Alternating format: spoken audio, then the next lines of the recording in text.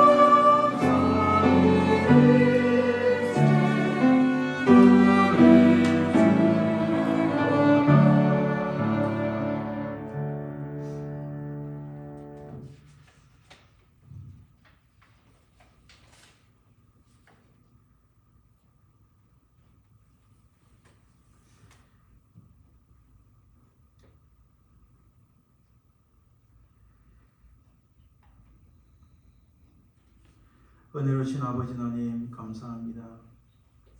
참으로 바쁘고 분주한 삶 가운데서 우리 삶을 인도하사 이곳까지 함께 하신 은혜를 감사드립니다. 이 시간 오직 하나님의 그 이름만이 높여지고 주의 영광이 나타나는 귀하고 복된 예배 되게 도와주옵소서. 주님 감사드리며 걸어가신 예수 그리스도 이름으로 기도드리나이다. 아멘. 오늘 하나님 말씀 교독은 사순절에 대한 말씀입니다. 내 하나님이여 내 하나님이여 어찌 나를 버리셨나이까. 어찌 나를 멀리하여 돕지 아니하시오며 내 숨소리를 듣지 아니하시나이까. 내 하나님이여 내가 낮에도 부르짖고 밤에도 잠잠하지 아니하오나 응답하지 아니하시나이다. 이스라엘 자손 중에 계신 주여 주는 거룩하시니이다. 우리 조상들이 주께 의뢰하고 의뢰하였으므로 그들을 건지셨나이다. 그들이 주께 부르짖어 구원을 얻고 주께 의뢰하여 수치를 당하지 아니하나이다. 나를 멀리하지 마옵소서. 환난이 가까우나 도울 자 없나이다. 악한 무리가 나를 둘러 내 수도를 찔렀나이다. 내가 내 모든 뼈를 셀 수 있나이다. 그들이 나를 주목하여 보고 내 겉옷을 나누며 속옷을 제비 봅나이다. 여호와여 멀리하지 마옵소서. 나의 근시여 속히 나를 도우소서. 나를 사사의 입에서 구하소서. 주께서 내게 응답하시고 들소의 불에서 구원하셨나이다. 내가 주의 이름을 군대에 선포하고 회중 가운데서 주를 찬송하리이다. 여호와를 두려워하는 너희여 그를 찬송할지어다. 야곱의 자손이여 그에게 영광을 돌릴지어다. 너희 이스라엘 모든 자손이여 그를 경외할지어다. 아멘. 이제 우리 참여의 기도를 드립니다. 하나님 앞에 온전한 예배를 드릴 것은 지나간 우리의 모습을 돌아보아 혹시 하나님 앞에 허물과 죄악이 있으면 주님 주의 보혈로 우리를 깨끗하게 씻겨주시고 용서하옵소서. 참으로 간절한 참회 기도를 드릴 때 하나님 앞에 온전한 예배를 드릴 줄 믿습니다. 이 제목으로 우리 같이 기도합니다.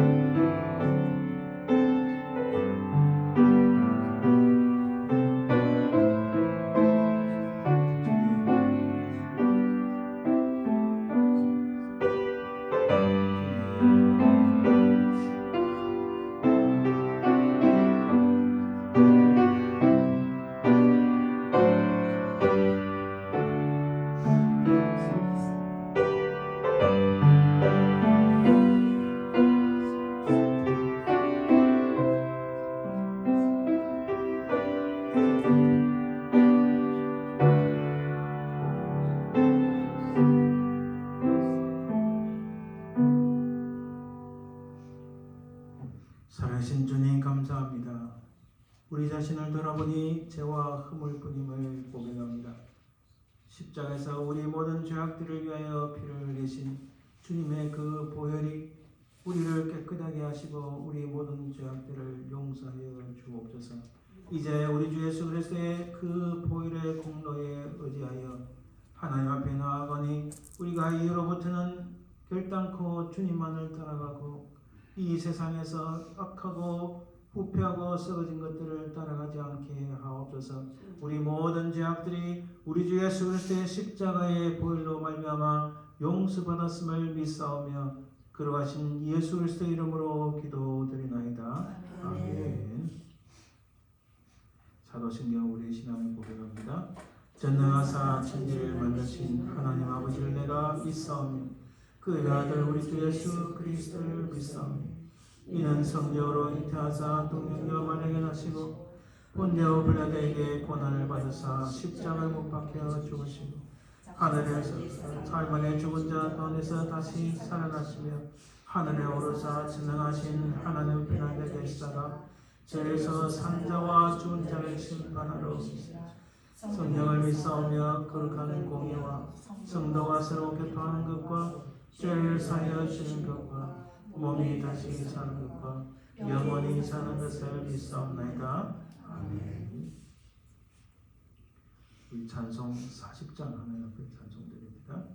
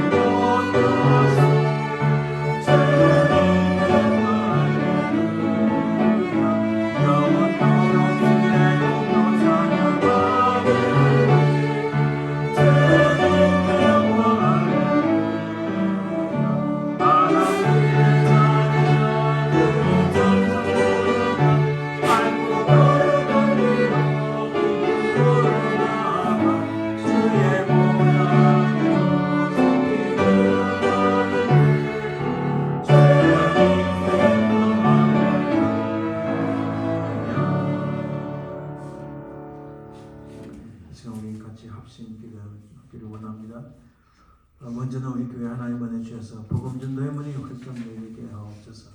복음 전도를 위하여 기도하시고 또 오늘 말씀을 전가할 저를 위해서 또 우리 미국 게스트도 목사님께서도 간절히 기도해 주시기 바랍니다.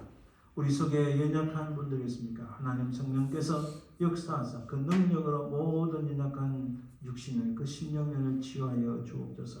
간절히 기도하시고 우리 사랑하는 조국 대한민국을 위하여 또 이 땅 미국 땅을 위하여 간절히 기도해 주시기 바랍니다.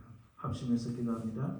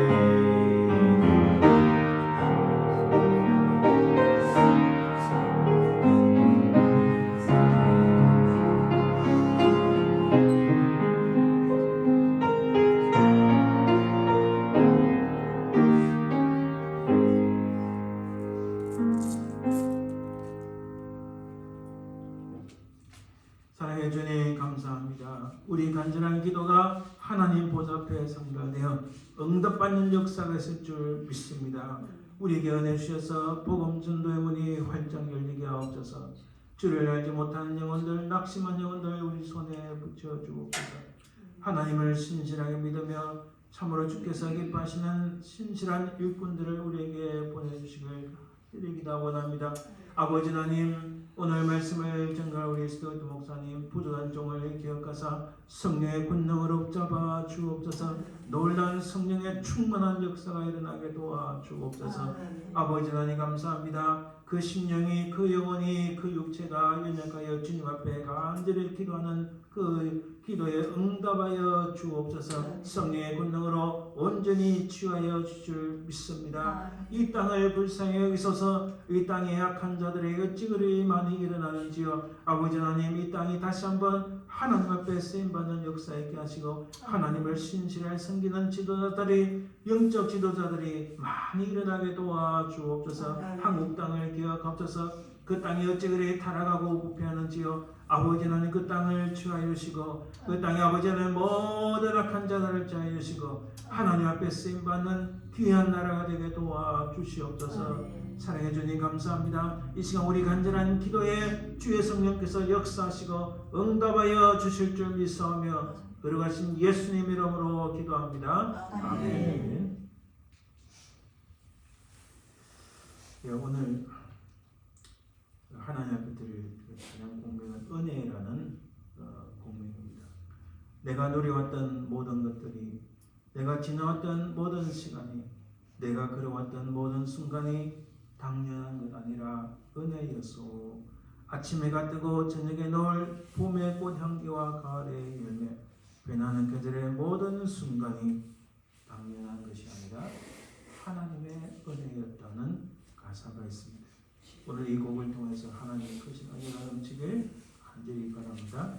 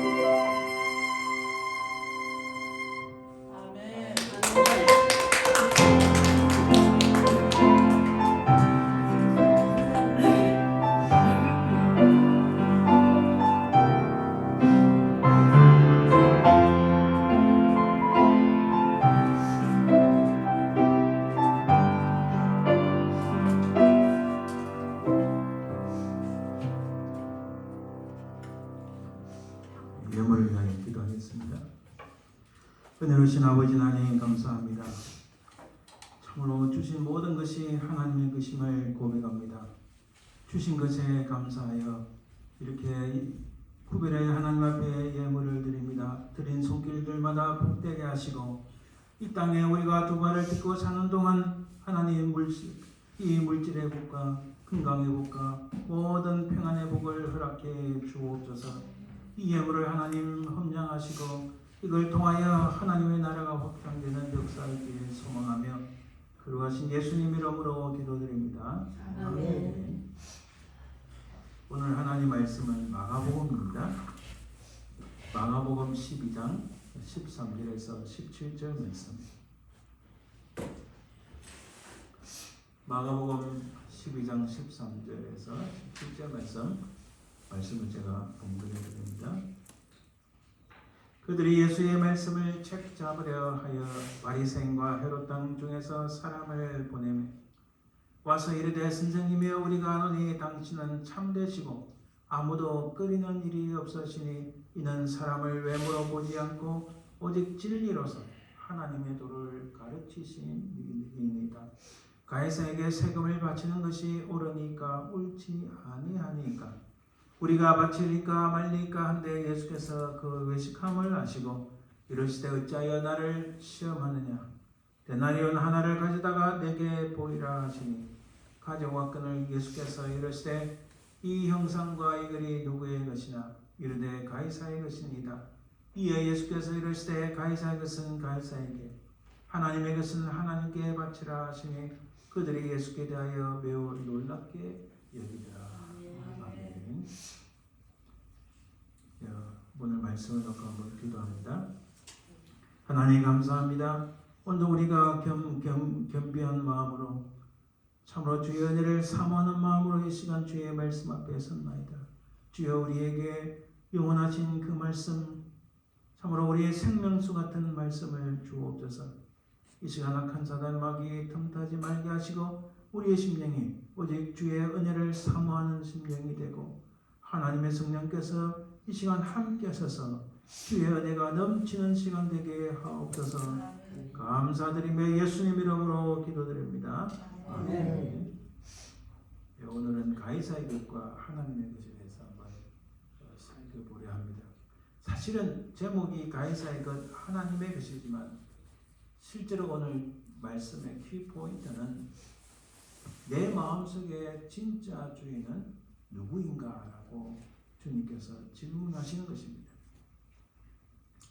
우리가 마가복음을 보고 있는데 마가복음의 특징을 간단하게 한번 살펴봅니다. 마가복음의 특징은 사실 예수님께서 제자들을 데리고 다니시면서 교육을 시키고 훈련을 시키고 함께 하시는데 사실 예수님의 말씀보다 행동을 강조하는, 그래서 이 마가복음은 계속 움직이는 모습이 나옵니다.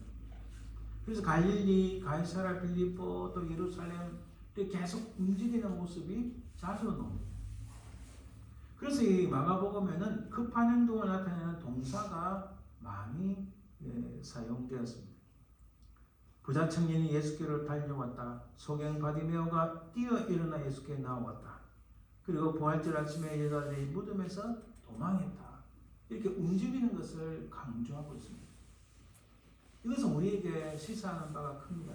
마가복음의 저자인 마가가 가만히 앉아서 하는 것이 아니라 계속적으로 움직이면서 주의 말씀과 더불어 주님과 더불어 함께 행동하고 살아가는 것을 의미합니다. 한 가지만 더 보면 마가복음은 예수님을 하나님의 아들로 소개합니다. 그래서 1장 1절에 하나님의 아들 예수 그리스도의 복음이다. 그리고 15장 39절 끝부분에 이 사람은 진실로 하나님의 아들이었다라고 고백합니다. 그래서 사실 마가복음의 가장 중요한 핵심은 예수님은 하나님의 아들이심을 증거하기 위함이다라고 말할 수 있습니다.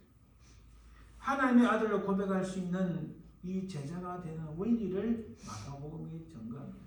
제자는 청직입니다. 제자는 곧 하나님 나라의 것을, 하나님의 것을 맡은 자입니다. 그래서 이 예수님은 하나님의 아들이신데 그 예수님은 하나님의 아들이라고 고백하는 사람들은 어떤 모습으로 살아가야 되는가, 그것을 보여주는 겁니다. 1세기 로마의 엄청난 박해 속에 있던 그리스도인들이지만은 그들은 예수님은 하나님의 아들, 오직 로마 황제만이 퀴리오스, 주님이라고 들을 수밖에 없는 그 상황 속에서 예수님은 하나님의 아들, 우리의 진정한 주인이다라고 고백해야 되는 그 상황 속에서 이들이 어떻게 살았는가, 그리고 주님은 무엇을 가르치는가를 우리가 깊이 봐야 됩니다. 그걸 통해서 오늘날 우리들은 어떠한가라고 질문해야 됩니다. 자, 이 그림은 유명한 그림입니다. 피터 폴 루뱅스라는 사람이 그린 그림인데, 캐사르에서 시저, 황제를 말합니다. 이 캐사르의 코인, 황제의 코인, 오늘 본문과 밀집한 그림입니다. 지금 중간에 보면 이렇게 여러 사람들이 코인을 넣고 이 세금을 로마 정부에 바쳐야 됩니까? 바치지 말아야 됩니까? 하는 그 상황을 묘사한 유명한 그림입니다. 자, 오늘 본문의 정점은 무엇인가?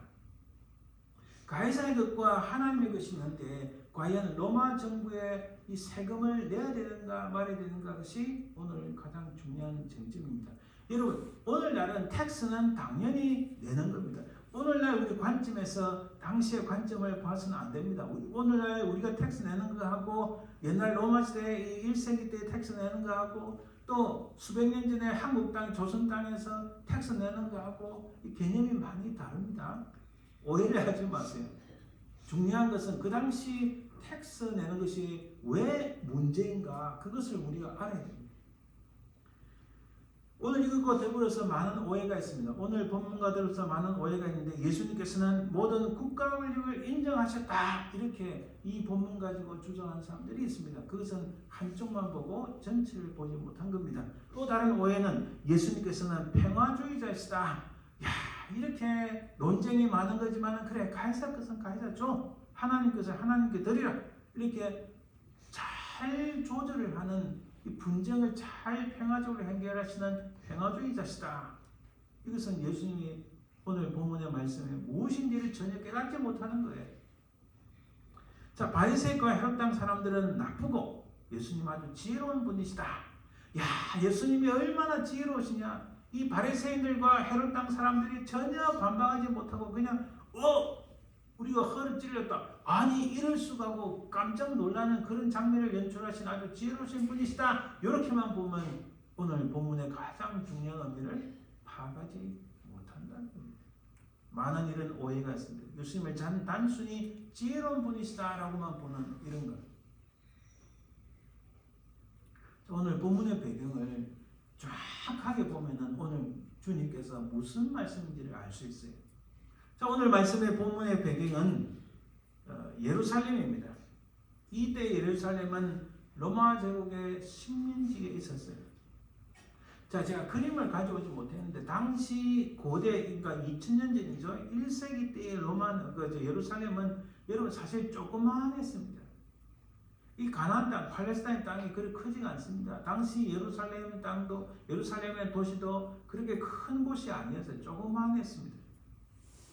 그래서 망대라는 게 있는데, 로마 군인들이 그 군대가 망대를 세워서, 망대라는 것은 뭔가 멀리서 누가 쳐들어오는가, 침범하는가, 나쁜 놈 있나 없나 하고 이렇게 살피고 오는 높은 그 탑입니다. 거기서 예루살렘에 있는 사람들을 로마 군인들이 항상 관리, 감독을 했어요. 이때 총독은 빌라도입니다. 오늘 보면 13절에 보니까 그들이라는 것은 사내들인 공회에 있는 사람들입니다. 예수의 말씀을 책잡으려 하여 바리새인과 헤롯 땅 중에서 사람을 보내며. 자, 생각을 해보세요. 지금으로부터 2000년 전, 여러분 정확하게 말씀드리면 오늘 이 본문의 그 연대는 대략, 그러니까 주후는 AD죠. 30년경이라 생각하십니다. 자, 지금으로부터 거의 2000년에 30년경에 예루살렘, 그것도 성전 가까이에서, 거의 성전 앞입니다. 거기서 바리새인과 헤롯 당원이 예수님을 찾아왔습니다. 찾아오는 목적은 책 잡으려는, 책 잡으려는 뭔가 꼬투리를 잡아서 예수님을 올까 말려고 합니다. 그렇죠? 예수님을 올까 말려고 합니다. 자, 그 중에서 바리새인과 헤롯 땅 두 사람이 살아왔습니다. 바리새인과 헤롯 땅의 사람들이 어떤 사람인가 하면은 도저히 우리가 이해하기 힘든 상황임을 알 수 있습니다. 자, 사건의 발단은 주후 30년, AD 30년경이다 이렇게 볼 수 있습니다. 자, 이 본문에 기록되고 이 본문 마가가 기록했습니다. 이 마가가 기록한 첫 번째 독자, 그 사람들은 주후 70년, AD 70년경의 사람들입니다. 그러니까 70년 전후에 60년대 말 마가가 마가복음을 기록했는데 그 첫 번째 이 복음서를 읽은 사람들이 70년경이라고 보면 됩니다. 그 후에 수많은 독자들이 있었겠죠. 수많은 이 책을 읽는 사람들이 있었겠죠. 그 중에 2023년 3월 5일 오늘 우리도 이 본문을 읽은 독자가 되는 겁니다. 그렇죠? 마가의 기록이 놀랍게 우리한테까지 온 겁니다. 자, 이 70년경에 읽었던 사람들의 관점은 주후 30년경에 있었던 사람들의 이것과 70년에 일어난 일들을 비교해 볼 때 이 70년경에 읽었던 독자들은 주님께서 무슨 말씀하시는지 정확하게 깨달았고 마가가 그것을 정확하게 전달하고 있습니다. 그게 도대체 뭐냐? 자, 유대인들이 예수님께 열광했던 이유는 메시아 운동을 통해서 독립을 쟁취할 기대를 많이 가졌기 때문입니다.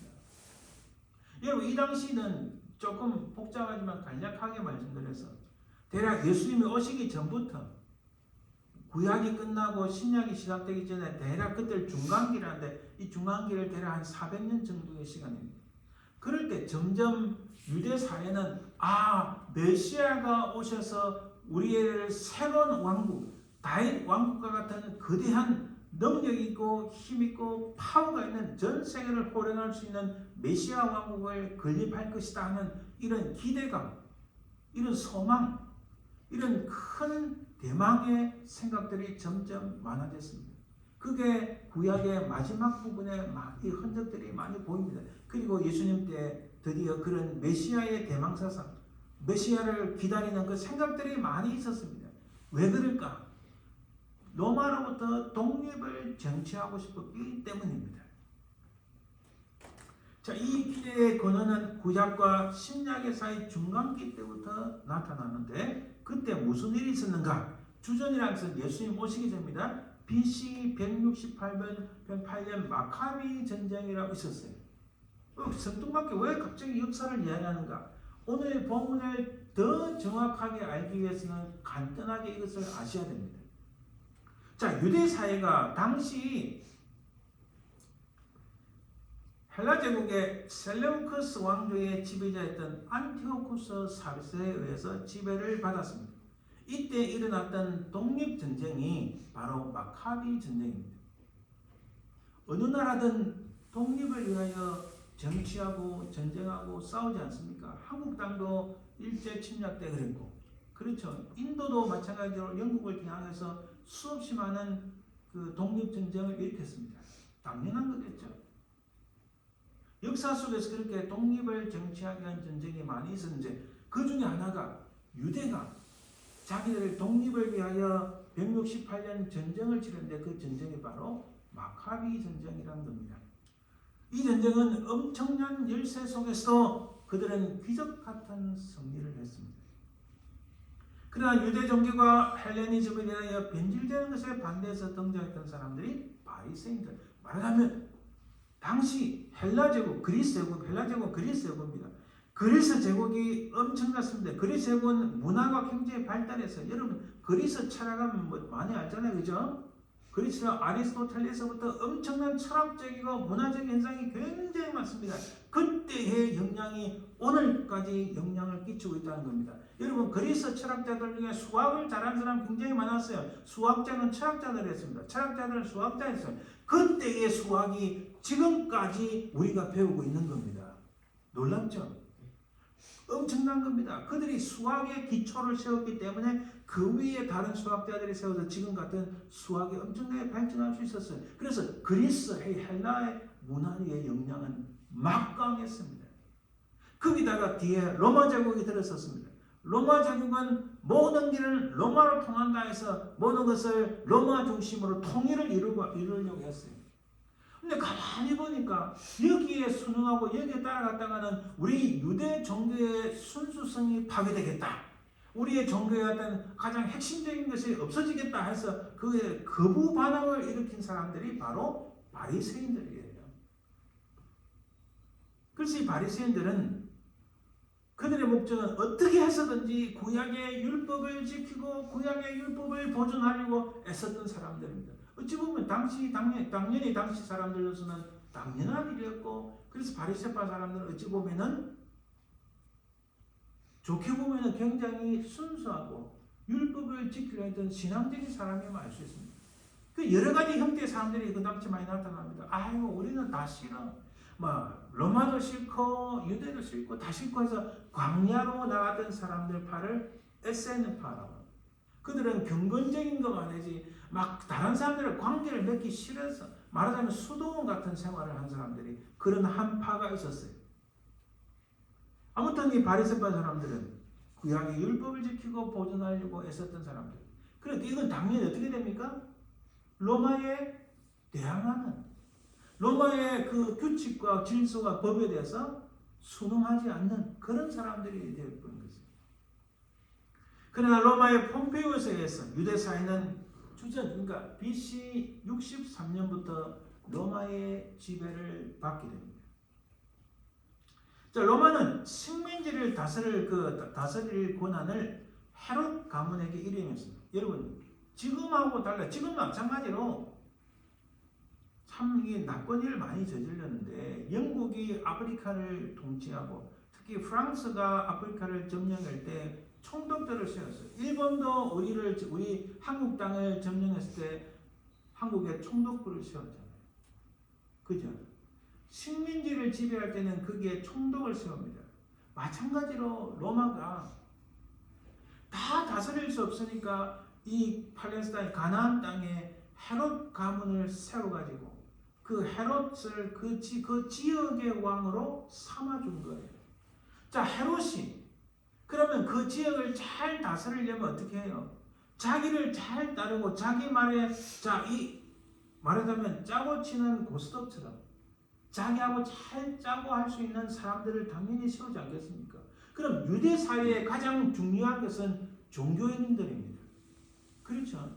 그래서 자기하고 잘 통할 수 있는 대제사장들을 자기가 뽑습니다. 원래 구약에는요, 대제사장은 한 사람밖에 없어요. 근데 대제사장은 여러 사람 세우면서 그 대제사장을 세우고, 그리고 바리새파 사람 몇 사람, 사두개파 사람 몇 사람, 자기 말을 잘 듣는 사람들을 모아서 만든 공의회입니다. 공의가 뭐라고요? 지금으로 말하자면 시청의 그 시의원들이라고 볼 수 있어요. 국가의 국회의원들이라고 볼 수 있어요. 그런 사람들을 세우는데, 그래 말하자면 지도자를 세우고 특히 종교 지도자를 세우는데 자기 말을 잘 듣고 자기를 잘 따를 수 있는 사람들을 세웠는데 그게 바로 산헤드린 공의회였어요. 누구나 다 자기 혼자 통치할 수 없습니다. 그 지역을 오랫동안 잘 통치하려면 자기하고 잘 주고받을 수 있고 자기 말을 잘 따르고 또 자기 말에 대해서 잘 도와줄 수 있는 사람을 세우는 건 당연합니다. 그것이 바로 1세기 때, 그 헤롯 때 생겼던 1세기 때 생겼던 산헤드린 공의회입니다. 자, 이런 배경하에서 바리새파 사람들은 보수적이고 민족주의자들이었어요. 이건 무슨 말인가? 자, 이걸 가만 보니까 헤롯이 자기 중심으로 산헤드린 공회를 세웠는데 자기 말만 잘 듣고 로마에 충성하는, 말하자면 친로마파란 사람들을 딱 세우니까 이게 아니거든요. 이거는 지금 로마의 황제를 퀴리오스는 주인이라는 뜻입니다. 로마의 황제를 주님으로 생각하는 이런 사람들, 그러면 과거 우리 선조의 역사에 나타났을 하나님은 어쩌냐? 하나님이 우리 진짜 주인 아니냐? 하나님만이 우리의 주인이시고 우리 주님이신데 지금 너희들 뭐 하는 거냐? 이런 생각 안 하겠어요? 그런 생각하고 나타난 사람들이 바로 바리새인들이었어요. 그래서 바리새인들은 굉장히 보수적이다. 보수적이란 말은 이때는 지금 쓰는 용어하고 좀 다릅니다. 그리고 민족주의자들이다. 우리 유대인들, 우리 유다 사람들이 뭐냐? 우리는 누구냐? 하나님께 택함받은 선택받은 백성인데 저 오랑캐 같은 저 이태리 놈들이 와가지고 이런 일을 벌이고 있으니 못 견디겠는 거예요. 그러니까 인종적으로도 민족주의자가 되는 거예요. 그래서 여러분 역사 속에서 민족주의자들의 장점도 있지만 굉장한 허점도 많습니다. 우리가 일제를 향하여서 독립운동할 때에 그때도 우리에게는 민족주의 있었어요. 한인들, 이 한자는 이 대한민국할 때 한자입니다. 저 짱깨들 못 믿겠어. 저 외다리를 못 믿겠어. 어제 우리 한인들만이 최고야. 한인들만이 최고 뛰어난 천재들이야. 이거 다 민족주의자들 생각입니다. 그런 생각이 들지 않겠어요, 당시에? 그렇게 생겨난 배경이 바로 이 바리새파 사람들입니다. 그냥 반대로 헤롯 당원들은 어떨까요? 말 그대로 헤롯 당원은 헤롯이 가만 생각하고 자기가 왕인데 밑에 자기 좀 이렇게 말하자면 이게 뭐 간단한 일 혹은 자기가 이게 못하는 일 시킬 만한 사람들이 있어야 될 거 아닙니까? 자, 그래서 내가 너희들에게 권력을 주고 너희들에게 먹을 거 주고 너희들에게 뭐 파워를 주고 너희들에게 다 줄 테니까 자, 내 밑에서 일할 사람들을 다 모여라 해서 행 사람들이 바로 헤롯 당원들이에요. 여러분 잘 보세요. 그때나 지금이나 큰 차이는 없습니다. 그렇죠? 내 밑에 모여. 내가 여기서 나는 로마의 황제로부터 이름을 받았고 이 지역을 통치할 수 있는 왕인데 그럼 나에도 막강한 권력이 있고 나에도 부가 있고 나에도 파워가 있는데 내 밑에 모일 사람 하면은 여기 하고 막 헤롯 당원들은 모입니다. 그렇다면 헤롯 당원들은 어떤 사람들입니까? 친로마 정책을 펼치는 사람들입니다. 우리 일제시대 때 있었잖아. 야 인자 조선은 망했어. 그래서 여기에 붙어야 돼 하고 친일파적인 행하고 그래서 한국 사람들 중에서 경무대에 근무하는 한국 사람들 그 사람들이 독립운동가들을 얼마나 많이 박해했습니까? 친일파니까 친일 중심이니까 마찬가지로 이 헤롯 당원 사람들은 친로마 사람들입니다. 로마 뭐 하면 오케이 예스 하고 달려가는 이런 사람들이에요. 말하자면 매국 집단에 해당합니다. 우리의 일제치하의 부역자들, 영국 지배의 인도 경찰들, 영국 지배의 인도 경찰들도 엄청나게 이런 일들을 많이 저질렀죠. 그런 역사적 사실이 있습니다. 헤롯 왕은 사실 그 태생이 실제로 이 이스라엘 족속이 아니에요. 유대 족속이 아니에요. 에돔 족속의 후예였어요. 이 사람은 에돔 사람입니다. 근데 그가 로마의 권력을 등했고 왕이 된 것이에요. 자, 보세요. 다 유다 사람들, 이스라엘 사람들 사는 곳에 자기가 왕이 됐다. 아무리 자기가 왕이지만은 내가 뒤돌았으면 저것들이 내 뒤에서 무슨 요구나 이렇게 봐도 맨날 뒤에서 나를 까고 있거든요. 그러면 이게 속된 말로 야마가 돕니다. 죄송합니다. 이런 말씀 안 돼요. 화가 납니다. 마음에 막 이게 뭔가 분노가 올라옵니다. 마음에 상함이 있습니다. 그러니까 저것들 제대로 관리하기 위해서는 저 안에서 유대 사람들도 모이고 온갖 사람들 다 모아서 자기 밑에 당원으로 만드는 거예요. 여성은 똑같습니다. 그리고 로마도 생각할 때 유대 사람을 세운 것보다 저 헤롯을 세우면 관리를 더 잘하겠다 해서 이 헤롯을 왕으로 그 지역의 왕으로 삼은 거예요. 그래서 이들이 유명한 종교인들 귀족들은 당연히 로마 권력의 하수인 노릇을 할 수밖에 없었어요. 반대로 민족주의자였던 바리새인 눈에는 이 권력은 로마의 꼭두가시 노릇밖에 안 하는 반역자들로 보였습니다. 그러니까 바리새파 사람들이 헤롯 당원 사람들 좋아하겠어요? 안 좋아하겠어요? 굉장히 싫어합니다. 근데 헤롯 당원 사람들은 저것들이 자기가 뭐 잘났다고 이제 로마가 거대한 나라니까 어떻게든 좋은 관계 맺어서 잘 살아야지. 이런 헤롯 당원 사람들이 바리새파 사람들을 우습게 여기겠죠. 그런데 이 정반대의 사람들이 같이 온 거예요. 같이 온 거예요. 이게 말도 안 되는 상황이라는 거예요, 사실은. 왜 그랬을까? 자, 이 당시 유대 역사가 되면서 요세푸스라는 분이 있었어요. 이 요세푸스의 책이 엄청나게 분량이 많습니다. 자, 이 요세푸스의 기록에 의하면 바리새인들은 율법을 지키다가 헤롯 대왕에 의해서, 그리고 그 아들 이 헤롯 대왕이 죽고 그 밑에 아들 아칼레오라고 그 아들이 왕이 됩니다. 아칼레오에 의해서 수없이 많은 희생을 당했던 역사가 있습니다. 자기를 자꾸 반대하고 자기를 싫어하니까 바리새파 사람들을 정적으로 삼고 그들을 처단하고 그들을 박해하고 비방하고, 그때 역사나 지금 역사나 똑같습니다. 자, 그런데 아켈라오가 폐위되고 주후 6년에 로마는 유대에 호구조사 명령을 합니다. 이때 로마 정책이 조금 바뀐 거예요. 인구조사를 해서 세금을 거두려고 하는 거예요. 더 많은 돈이 필요한 거예요. 더 많은 돈이 필요하니까, 여러분, 지금은 좀 다르지만 역사 속에서 새로운 정권이 들어서고 새로운 나라가 세워질 때 첫 번째 하는 일이 뭔지 아세요? 인구조사예요. 인구조사하는 그 첫 번째 목적은 세금을 많이 거두기 위함입니다. 그렇죠? 세금을 많이 거두기 위함입니다. 자, 바리새인들은 이것을 반대했습니다. 자신들의 주인은 하나님밖에 없었기 때문에 로마에서 세금을 바치는 것은 로마 황제를 주인으로 하는 것이나 다름없었기 때문입니다. 왜 이런 생각을 했을까? 조금 있다가 그 당시 세금을 바치기 위한 황제 코인을 보면 그 의미가 분명히 나타납니다. 왜 바리새인들이 이것을 반대했을까? 주후 6년 바리새파 출신이었던 갈릴리 유다는 이렇게 말합니다.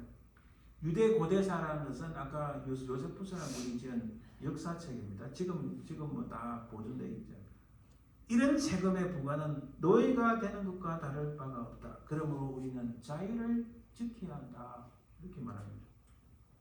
자, 이 사람이 다시 이렇게 말합니다. 하나님만이 그들의 지배자요 주인이라고 주장했습니다. 그들은 어떤 위협 앞에서도 하나님 외에는 그 누구도 주라고 하지 않았다. 이 갈릴리 유다는 사도행전에 한번 기록되어 있습니다. 사도행전 5장 37절에 그 호적할 때에 딱 성경에 나오죠. 갈릴리 유다가 일어나 백성을 꾀어 따르게 하다가 그도 망한 적 따르던 모든 사람들이 흩어졌느니라. 자, 갈릴리 유다가 이 호구조사, 인구조사 할 때에 그 세금 내는 것을 반대하여 무력으로 일어났다가 무력으로 망했다라고 말을 합니다. 자, 이들은 총독 빌라도가 부임했던 주후 26년에도 동일한 입장이었습니다. 무슨 말입니까? 주후, 그러니까 예수님이 탄생하시고 6년 지나서 호구조사하는 일이 있었는데, 이게 성경하고요, 여러분 정확합니다. 역사가. 왜냐하면 예수님의 탄생은 BC 3년 정도로 봅니다. BC 3년 정도, 3년에 4년 정도로 보고, 예수님이 탄생하고 그 뒤에 호구조사할 때 성경에 기록되어 있거든요. 그러니까 딱 그 비슷하게 딱 아주 잘 맞습니다. 근데 이 일이 20년이 지난 AD 26년에도 동일한 일이랍니다. 그들은 동일합니다. 왜냐하면, 자, 요세푸스의 기록에 의하면 빌라도가 카이사르 황제의 형상에 그려진 깃발을 들고 예루살렘에 입성했습니다. 자, 26년에 무슨 일이 있냐? 황제 카이사르가 빌라도를 이 가나안 땅, 팔레스타인 땅을 총관리하는 총독으로 삼고 빌라도를 파송합니다. 빌라도를 보냈어요. 총독으로 보냈어요. 그때 빌라도가 올 때 어떻게 옵니까? 자, 요즘처럼 어디 대사로 가면은 그냥 가서 그 나라의 대통령한테 뭐 이렇게 내가 왔습니다 하고 무슨 증을 하나 받는 이런 게 아니고요. 자기가 앞에 딱 서고, 자기가 딱 서고 앞에 누구 있습니까? 모든 휘장을 다 들고 갑니다. 그렇죠? 모든 깃발을 다 들고 가요. 그리고 그 뒤로 자기가 거느리는 군대가 쫙 따라옵니다. 그렇게 다 총독들이 그 지역을 갔어요. 그럼 앞에 갈 때 여러분 영화에서도 보면 알지만 로마는 휘장이 깃발이 굉장히 많았어요. 그 중에서 가장 중요한 깃발이, 가장 첫 번째 오는 깃발이 황제의 얼굴이 그려진 깃발이 제일 먼저 씁니다. 그리고 각 군대에 누구 깃발 굉장히 수십 개가 막 따라옵니다. 로마는 이게 굉장히 화려했어요. 자, 그렇게 첫 번째 로마의 황제 깃발이 딱 들어오는 것을 보고 이것은 십계명에서 금하기 때문에 이것은 우상을 만드는 것이다. 십계명에서 금하기 때문에 바리새인들은 빌라도에 가서 그 깃발을 예루살렘에서 철수시켜달라고 요구를 했어요. 그러나 빌라도는 그 요구를 묵살하고 군대에게 진압명령을 내렸습니다. 이게 요세푸스의 기록이 다 나옵니다. 그 기록에 의하면 빌라도의 병사들은 유대인들을 애워싸고 돌아가지 않으면 모두 죽을 것이라고 위협했습니다. 하지만 이 바리새파 사람들은 죽으면 죽으리라는 심령을 내 죽이라. 그러나 그 깃발은 안 된다. 이렇게 하니까 빌라도가 깜짝 놀랐어요. 아니 저것들은 목숨 귀하지도 않나? 이 깃발이 뭐라고? 이러니까 빌라도가 그 깃발을 가이사라로 옮겨버렸어요. 예루살렘에. 자, 제가 무슨 말씀 드리는지 잘 들어보세요. BC 63년대 로마가 이 가나안 땅, 팔레스타인을 점령해서 지배하기 시작합니다. 그리고 AD 6년에 인구조사를 하는데 그때 바리새파 사람들의 인구조사를 반대한다. 그 중에 대표적 사람이 갈릴리 유다. 아까 사병진 기록이 되어 있죠. 근데 26년에 빌라도가 총독을 오는데 로마 황제의 깃발을 들고 오니까 바리새파 사람들이 극렬하게 반대를 했습니다. 그리고 나서 그 뒤에 4년이 지나서 30년에 오늘 본문의 배경이 그 30년 그 사건이 이제 4년 뒤에 오늘 본문의 배경이 되는 겁니다. 이제 이해하시겠죠? 자, 그러면 당연히 바리새파 사람들은 이 코인을 절대로 가이사에게 주면 안 됩니다. 우리는 바칠 수가 없다. 왜? 이것은 황제에게 이 코인을 이 세금을 바친다는 것은 우리의 주인은 황제고 우리의 주인은 황제다. 하나님이 아니다. 이것을 선포하는 것과 똑같이 여기기 때문입니다.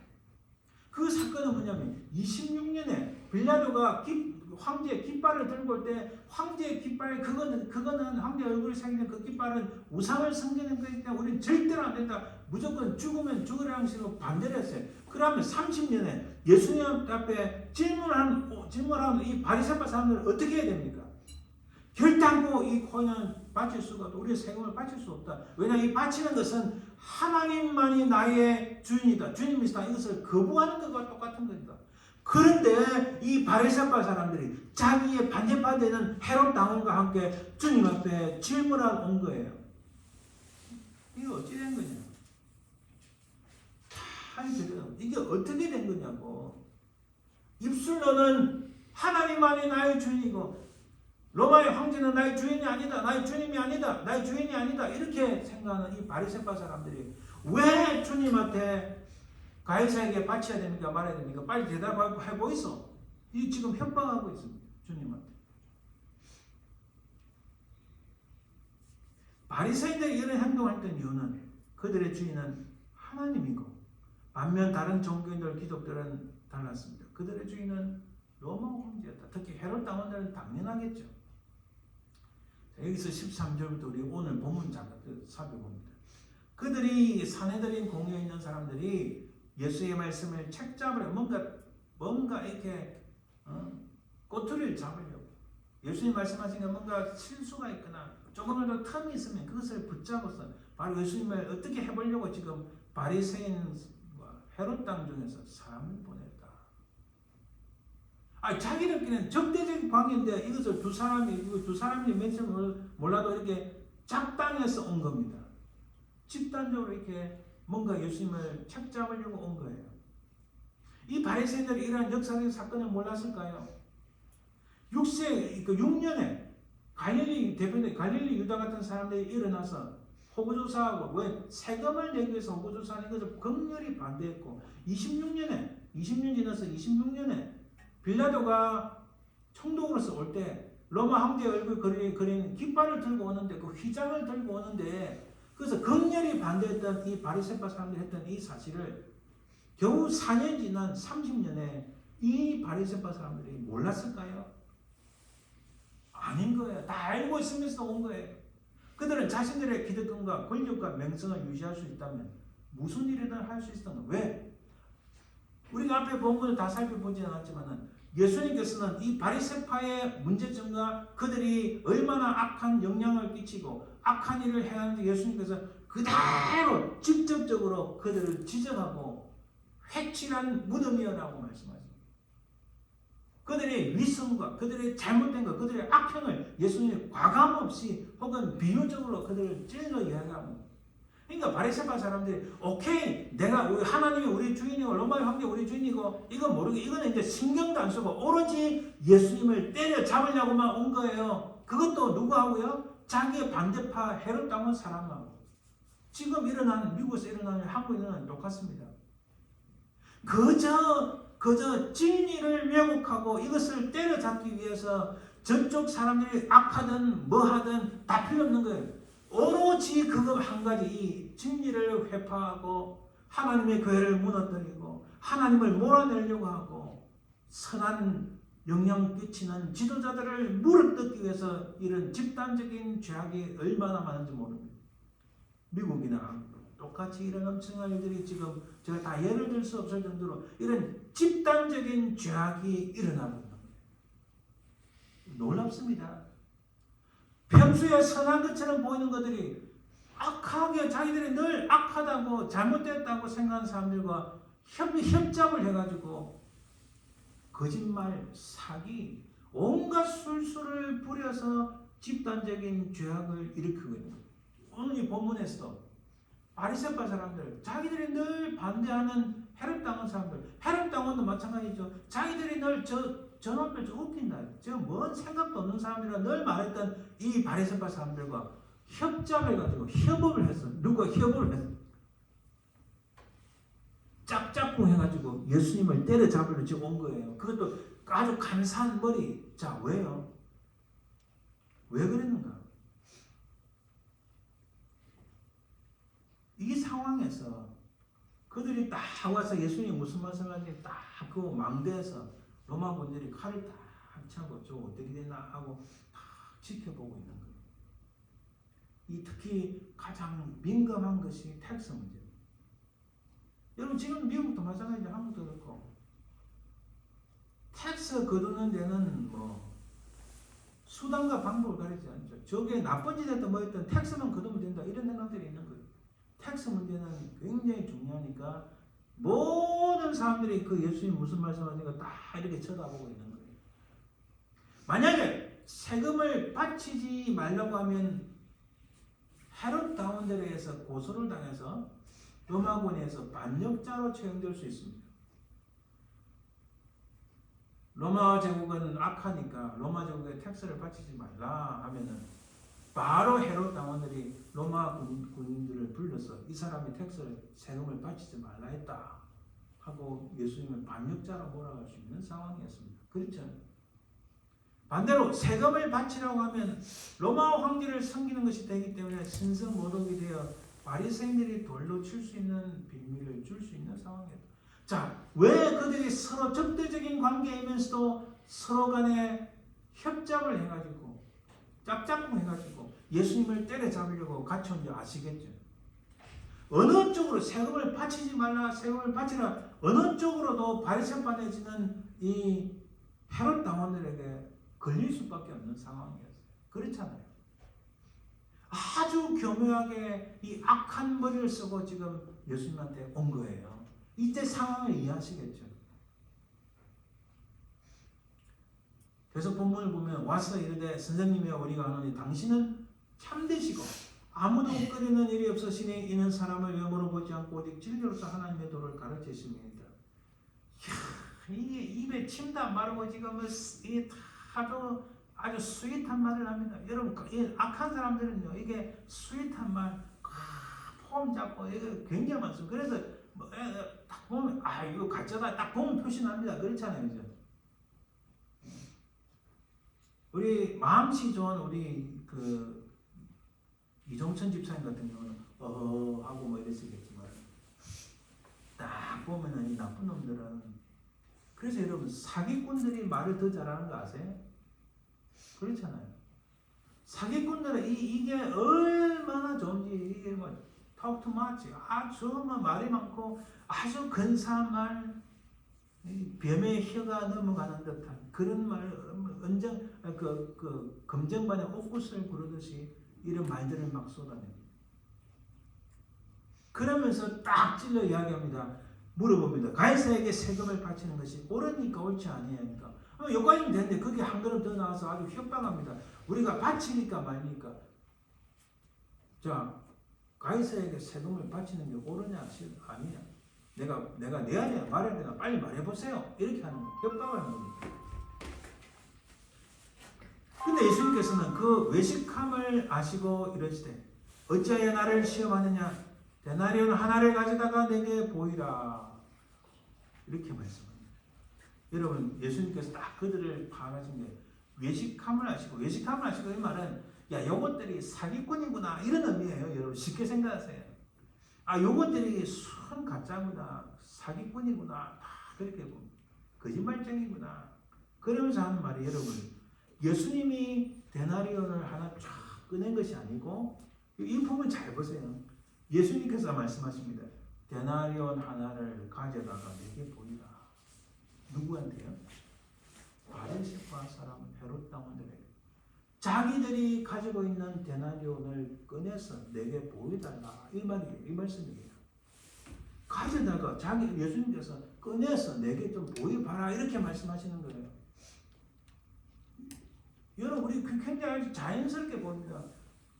예수님은 돈을 안 들고 다니시니까 너 지갑 열어서 돈 좀 꺼내봐. 이렇게 자연스럽게 보일 수 있습니다. 그렇잖아요. 자, 지갑을 꺼내서 돈을 탁 보여줄 수 있습니다. 그런데 이 당시요. 데나리온은 로마 정부에 바치는 세금을 바치는 데만 쓰이는 코인이에요. 평소 때 들고 다녀서 상업적으로 거래하는 코인이 아닙니다. 무슨 말인지 아시겠죠? 데나리온은 큰 돈인데 데나리온은 어디 가서 상업적으로 사고 거래하는 돈이 아니라 세금 텍스를 바치기 위해 만든 코인이다. 이 바리새파 사람과 헤롯 당원이 그렇게 평소에 잘 쓰지도 않는 이 코인을 들고 다녔다는 것은 좀 이상하지 않나요? 기이한 일입니다. 여러분 코인을 한번 봅시다. 이 데나리온은 자 왼쪽이 앞면이고 오른쪽이 뒷면인데 당시 황제를 가이사라고 하면 가이사라고 해요. 이 티베리우스의 얼굴이 있습니다.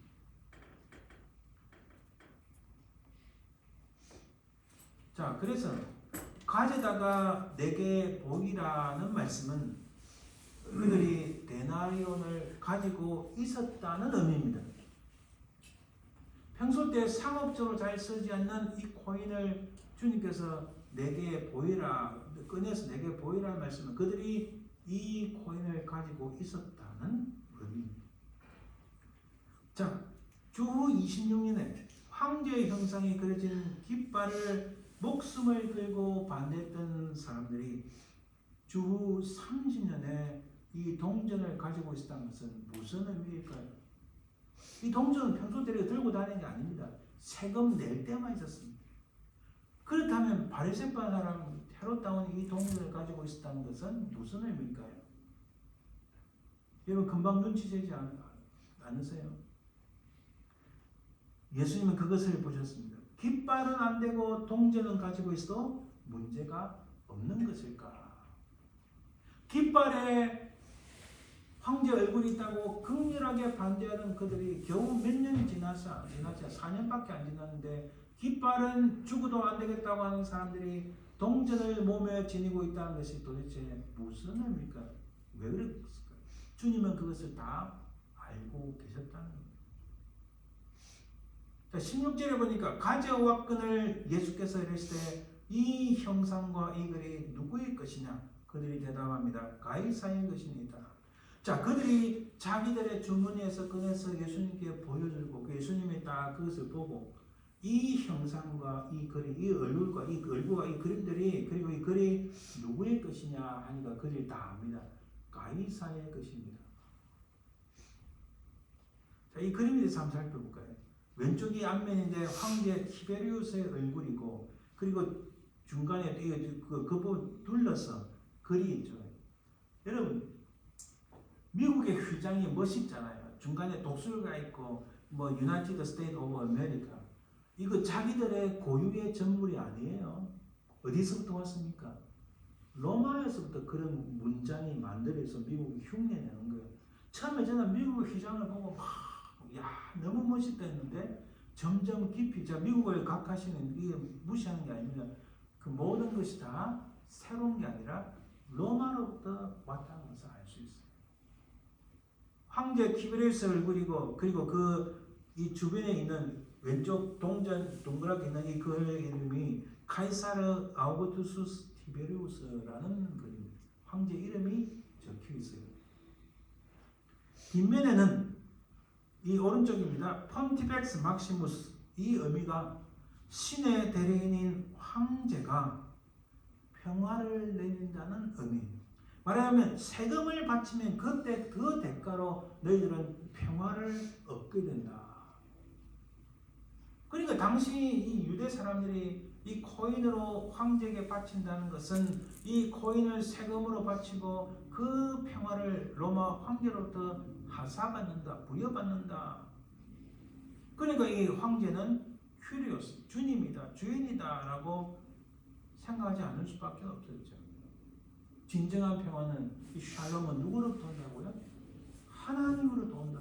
하나님만이 주인이신데 이것을 바리새파 사람들은 거부를 하고 있었는데 아니 주님을 찾아온 이 바리새파가 헤롯당한 사람들은 자기들 주머니에서 꺼낸 코인을 보니까 오로지 텍스를 바치기 위한 이 동전을 가지고 있는 거예요. 이것을 바리새인들이 정말 몰랐을 거예요. 이로써 자신들의 정체성과 속마음이 폭로된 겁니다.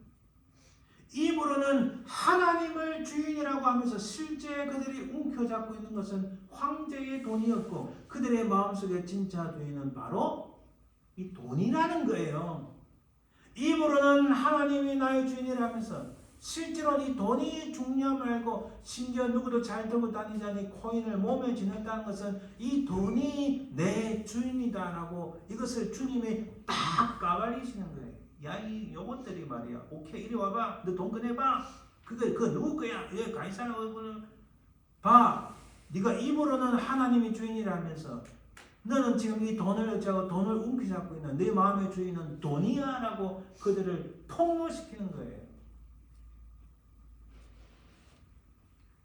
예수께서 이랬을 때 가이사에게서는 가이사에게 하나님께서는 하나님께 바치라 하시니 그들이 예수께 대하여 매우 놀랍게 여기더라. 이 말씀은 뭐예요? 코인 가이사에 줘버려요. 그러나 내 마음의 중심은 내 인생은 가이사의 것이 아니고 하나님 것이니 내 자신을 하나님께 드려라 라는 의미로 주님께서 말씀합니다. 세금을 내지 마라 내라 이 말씀이 아니고 가장 중요한 신앙의 본질 하나님 앞에서는 인간의 본질이 뭐냐? 돈은 가이사에게 줄지라도 내 마음의 중심, 너의 인생은 하나님의 것이니 하나님께 바쳐라 라고 주님은 말씀하시는 겁니다. 마가복음의 첫 번째 1장 1절에 뭐라 되어 있습니까? 예수님은 하나님의 아들. 그래서 마가복음 전체가 예수님은 하나님의 아들이심을 고백하는데 진정 예수님은 하나님의 아들이라고 고백할 수 있는 사람은 이 상황 속에서 오케이, 돈, 코인, 가이사에게 줘. 그러나 내 생각과 내 마음과 내 뜻과 내 중심은 내 인생은 하나님의 것이니 너는 하나님께 내 자신을 드려라 라고 말씀하시는 거예요. 그게 참된 예수님은 하나님의 아들이라고 고백하는 사람이에요. 입술로만 예수님은 하나님의 아들 이게 아니고 입술로 예수님은 하나님의 아들이라고 고백하는 사람 그 사람이 행할 것은 가이사의 것은 가이사주고 돈 오케이 황제가 줘버려. 그러나 너는 내 인생은 너 중심은 너의 모든 삶은 너의 모든 생각은 하나님께 드리라. 그렇게 하는 사람이 진정 예수님은 하나님의 아들 나의 구주 그리스도이시다. 이것이 이렇게 하는 것이 진짜 고비라고 말씀하시는 겁니다. 할렐루야.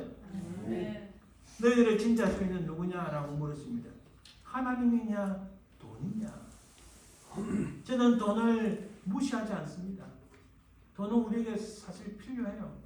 그러나 돈을 넘어서서 오직 하나님만이 나의 주인, 우리 주 예수 그리스도는 하나님의 아들. 이 고백이 우리 속에 차고 넘치고 충만할 때에 그가 진짜 하나님의 사람이라는 거예요. 돈을 누구에게 주느냐가 중요한 것이 아니라 내 속에 진짜 주인은 누구이냐가 중요한 겁니다. 그들이 예수께 대하여 매우 놀랍게 여기더라는 자기들의 속마음이 들켰기 때문에 당황하고 어찌할 바를 몰랐기 때문입니다. 다 뽀록 난 거예요. 다 드러나 버렸습니다. 누가 진짜 우리의 주인인가? 현대사회의 삶 속에서 돈이 모든 것을 주장하고 모든 것을 결정하고 모든 것을 지배하는 듯합니다. 돈이 사랑관계를 결정하고 인간의 희노애락의 중심인 것처럼 봅니다. 그렇다고 제가 돈을 무시하는 건 아닙니다. 그래 돈이 모든 것을 주장하는 것처럼 보이는 이 세상에서도 여전히 예수님은 하나님의 아들 우리의 구주 그리스도이심을 믿습니다. 그래서 현대인들에게 잘 먹히는 것이 숫자 노름입니다. 끝에 가면 TV 뉴스에서 GDP가 어떻고 지지율이 어떻고 저는 그거 잘 믿지 않습니다. 뭐 지지율이 뭐 70% 80% 오케이 만큼 그렇다 치자. GDP가 뭐 얼마 오케이 그렇다 치자. 그러나 그 어떤 상황에서도 우리가 그런 숫자 노름에 특히 돈과 관련된 숫자 노름에 흔들리는 것이 아니라 어떤 상황에서도 우리의 마음의 주인은 바로 예수 그리스도. 그분은 하나님의 아들이시다라는 고백입니다. 만물의 창조주 하나님의 자녀. 우리가 바로 우리의 신분이 이렇습니다. 우리의 모든 삶을 주장하시는 하나님. 우리 인생의 모든 중심점은 바로 우리의 진짜 주가 되시는 주님께 있다는 겁니다. 그래서 숫자보다 더 중요한 것은 변함없이 우리와 함께 있어서 우리를 도우시고 인도하시는 성령 하나님의 은혜라는 사실입니다.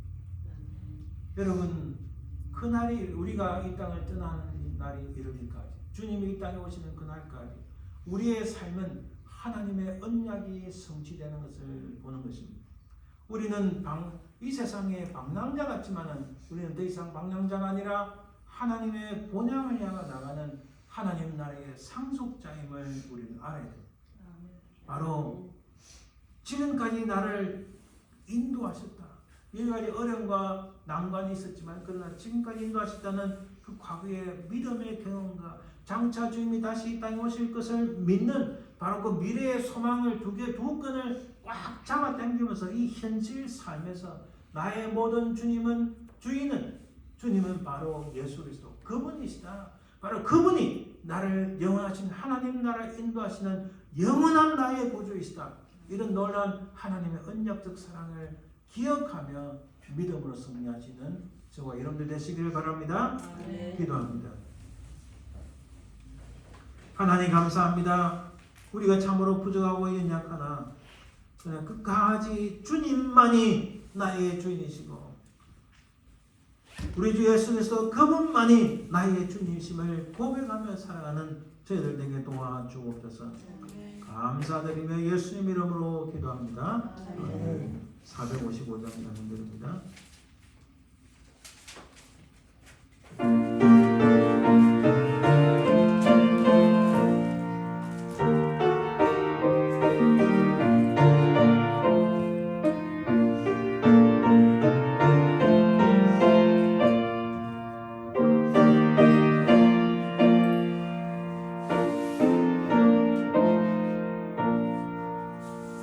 주님의 마음을 보라네